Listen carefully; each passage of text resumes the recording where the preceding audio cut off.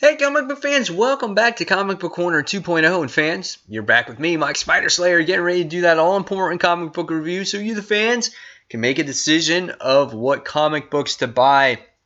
And today, guys, we're talking about another new #1 this week, but this time it has to do with DC Comics and IDW Publishing, and that is Batman and Teenage Mutant Ninja Turtles issue #1. When I heard that this crossover was announced with these two characters, or these 5 characters, or 6 or 7, whatever you want to say, I was just like, man, that's pretty badass. I can't wait to see what this title has to offer.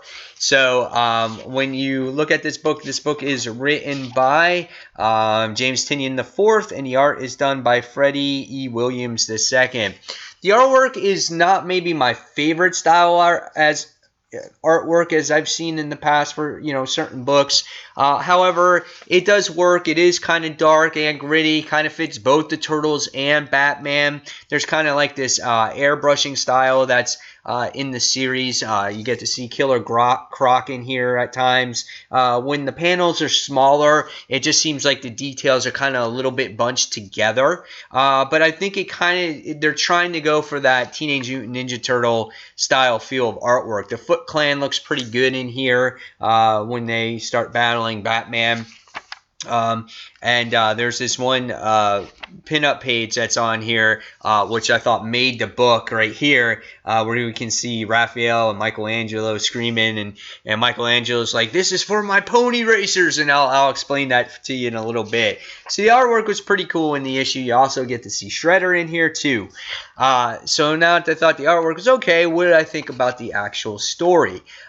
This particular story was a decent amount of setup in here for going forward for the rest of the series.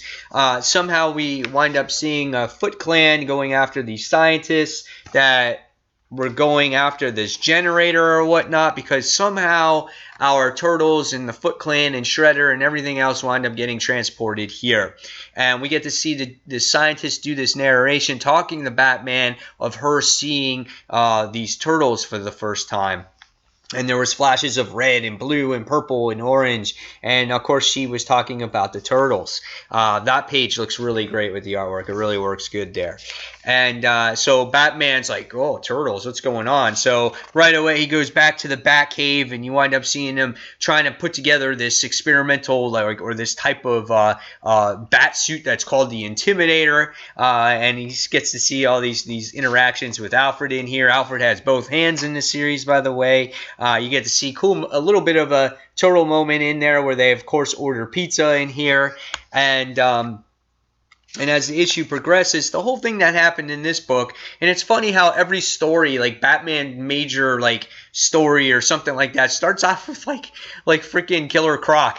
Which I think is so funny. It's like, no, Batman Hush started off with Killer Croc. We wound up seeing Batman event most recently. The Europa story started off with Killer Croc in it. This one has Killer Croc in it.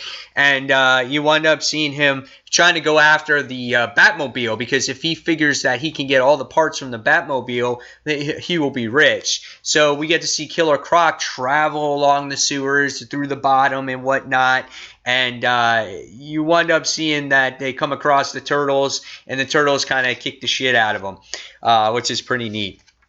The Batman does some more investigating, trying to get answers. He's all pissed off, and he's like, "I've gone through the files. Everything else that was in this laboratory you could have taken from the last ones that you already hit." He's like, "I want answers." He's like, "Who are you? Who are you? What do you want with this stuff?" He's so angry. It's just so funny.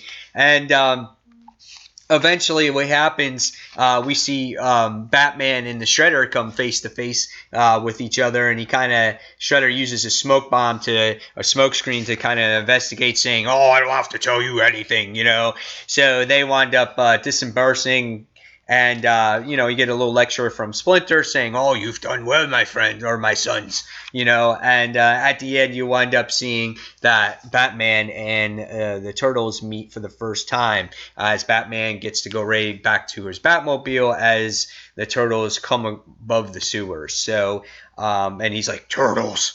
And that was the end. And so next it looks like going to be a fight between the Turtles and Batman, because he obviously thinks that they're an enemy here. So what did I think about this first issue? All set up. It was all set up. There was not much dialogue between the Turtles, which I would have loved to seen a little bit more. You had that moment where Killer Croc destroyed Mikey's video game in here, but nevertheless, it was very little dialogue, and I wanted to see some more from them. And it's just a matter, again, it's just a matter of a setup, seeing how these characters meet with each other, and it looks like they're going to tell them where they're going and why they're in this world, and they got to get back, and looks like their Shredder is there too. And so eventually they're probably going to team up and try to beat the Foot Clan and the Shredder and things like that. So it was an okay issue with okay artwork. I liked it. It wasn't the best book I read. It wasn't like, oh my God, this was awesome. So after reading this one, I'm going to give this one a 3.5 out of 5 stars. I thought it could have been a little bit better introduction to this series, maybe a little bit more action, but of course everything's got to start somewhere. So hopefully as we go forward it gets a little more solid, and the plot thickens a little bit more, and we'll see where the title goes. So guys, in the comments below, tell me what you thought of Teenage Mutant Ninja Turtles / Batman Team Up, or whatever you want to call this book. And fans, as always, thank you for watching Comic Book Corner 2.0. Until the next comic book review, this is Mike Spider Slayer signing off. Take care, guys. Bye.